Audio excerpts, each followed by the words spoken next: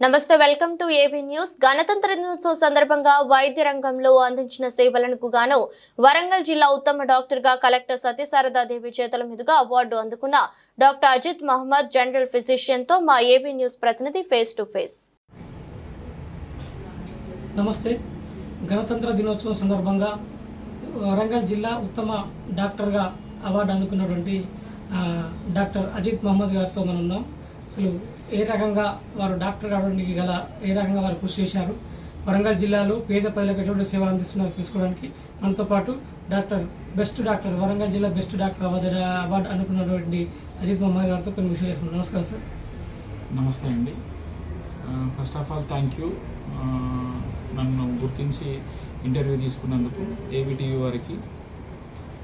ఈ ఉత్తమ doctor award అనేది రావడానికి మెయిన్గా నేను బీపీ, షుగర్, థైరాయిడ్ రంగంలో ప్రజలకు అందించిన సేవలు, ఉచిత మెడికల్ క్యాంపులు గత 8 సంవత్సరాల నుంచి సుమారుగా 200కు పైగా ఉచిత మెడికల్ క్యాంపులు అనేటివి నిర్వహించడం జరిగింది.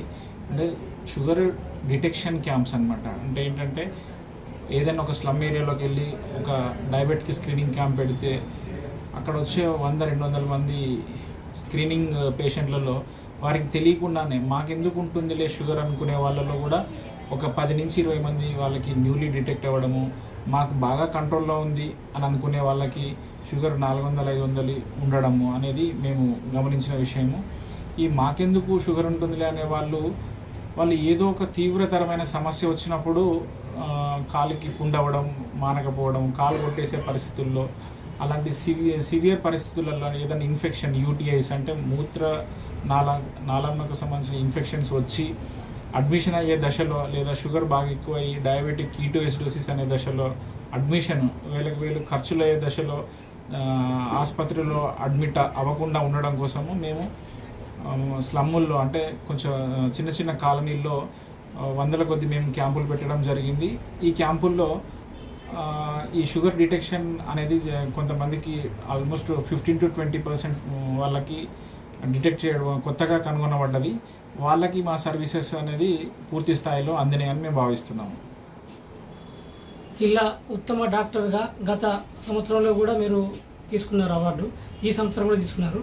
మీ యొక్క బాల్యము, విద్యాభ్యాసం అసలు ఎక్కడ జరిగింది, కొద్ది వివరాలు మా ఈవెన్స్ ద్వారా వరంగల్ జిల్లా ప్రజలకు తెలియజేయండి. నేను ప్రాథమిక విద్యాభ్యాసం, హై స్కూల్ విద్యాభ్యాసము దుగ్గొండి మండలంలోని జిల్లా పరిషత్ హై స్కూల్లో చదివాను. తర్వాత 10th class Nallavelli high school, జిల్లా పరిషత్ హై స్కూల్లో చదవడం జరిగింది. ఆ తర్వాత మెడిసిన్ గుంటూరు మెడికల్ కాలేజ్లో చదవడం జరిగింది. ఆ తర్వాత నేను ఉస్మానియా హాస్పిటల్ కంటే ముందు వివిధ కార్పొరేట్ హాస్పిటళ్లలో దాదాపు 5 నుంచి 6 సంవత్సరాలు పనిచేశాను. ఆ తర్వాత ఉస్మానియా హాస్పిటల్ అనేది స్టార్ట్ చేయడం జరిగింది జేపీఎన్ రోడ్లో. వైద్య రంగాన్ని ఎంచుకోవడానికి గల కారణాలు ఏంటి? వాస్తవంగా చెప్పాలి అని అంటే వైద్య రంగాన్ని ఆప్షనల్ బేస్లోనే ఎంచుకోవడం జరిగింది. మేమేదో డాక్టర్ అయిపోదామని చెప్పేసి బైపీసీ ఏం తీసుకోలేదు. బైపీసీ తీసుకున్నాము. తద్వారా బైపీసీలో ది బెస్ట్ పొజిషన్లో అప్పుడున్న పరిస్థితుల్లో ఎంసెట్ అనేది ఉండేది. ఆ ఎంసెట్ మనం ప్రిపేర్ అయ్యాము. రాయడం ద్వారా మంచి ర్యాంక్ వచ్చింది. ఆ మంచి ర్యాంకులో మనం డాక్టర్ అయ్యాము. బట్ చిన్నప్పటి నుంచి డాక్టర్ అవ్వాలి అనే అంత అదిలో లేకుంటుండే. అంటే అంత అప్పుడున్న పరిస్థితులలో గ్రామాల్లో అంత అవేర్నెస్ అనేది లేదు. ఇదవ్వాలి అదవ్వాలి అని అంత గవర్నమెంట్ స్కూళ్ళల్లో అంత అవేర్నెస్ అనేది లేదు. బట్ ఏంటంటే బైపీసీ బై డిఫాల్ట్గా తీసుకోవడం జరిగింది. సో తద్వారా అందులో ఉన్న బెస్ట్ పొజిషన్లో మనం ప్రయత్నం చేయడంలో తప్పలేదు కదా అని చెప్పేసి కష్టపడడం అనేది జరిగింది. ఆ భగవంతుడి అల్లాదయ వల్ల ఈరోజు నేను ఎండి జనరల్ మెడిసిన్ చదవగలిగాను. గత 2 పర్యాయాలు బెస్ట్ డాక్టర్ అవార్డు తీసుకున్నారు. మీ ప్రభుత్వాలు మిమ్మల్ని గుర్తించి, మీ సేవలను గుర్తించి బెస్ట్ డాక్టర్ అవార్డు ఇచ్చింది. మీరు ఎలా ఫీల్ అవుతున్నారు? ఈ అవార్డు అనేది నాలో సమాజ సేవకు సంబంధించి మరింత బాధ్యతను పెంచిందని చెప్పేసి నేను భావిస్తున్నాను. ముఖ్యంగా ఇంకా మరింత పేద ప్రజలకు ఇంకా డిఫరెంట్గా డిఫరెంట్గా ఆలోచించి ఇంకే రకంగా సర్వీస్ ఇవ్వగలను, అంటే నేను బ్రతుకుతూ నలుగురిని ఎలా బ్రతికించగలను, పూర్తి స్థాయిలో నేను సేవ చేస్తాను అని చెప్పను. కానీ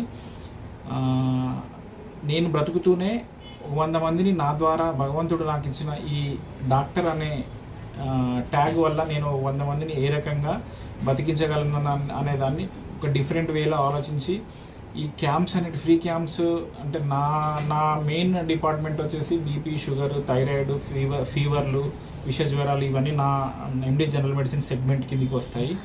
వీటితో ఏ పేదవాడు ఏ స్లమ్ ఏరియాల్లో వాళ్ళకి అవేర్నెస్ క్యాంపులు కానీ, ఉదాహరణకి నేను అంతకుముందు ఒక ఇంటర్వ్యూలో సీజనల్ వ్యాధులు అంటే వాతావరణంలో వచ్చే మార్పుల వల్ల దోమలు ప్రబలడం వల్ల వచ్చే వ్యాధులను వాటి నుంచి ఎట్లా ఫస్ట్ ప్రివెన్షన్ అంటే ఎలా వాటిని అరికట్టాలి, రాకుండా ఎలా చేసుకోవాలి, వస్తే ఏం చేయాలి, ఇట్లా అవేర్నెస్ క్యాంప్స్ కానీ ప్రజలను చైతన్యపరచడంలో కానీ వారికి ఇన్ఫర్మేషన్ ఇవ్వడంలో, ఒకవేళ వచ్చిన తర్వాత మనం తక్కువలో ఎలా వైద్యం చేసుకోగలము, ఈ రకంగా నా ప్రయత్నం అనేది ఈ అవార్డు ఇంకా నా బాధ్యతను పెంచుతూ ప్రజలకు మరింత సేవ చేయడానికి నన్ను ఇంకా ఉత్తేజపరుస్తుందని నేను భావిస్తున్నాను. ఆధునిక కాలంలో ప్రజలు రోగాల బారిన పడకుండా ఉండడానికి ఎలాంటి జాగ్రత్తలు పాటించాలి?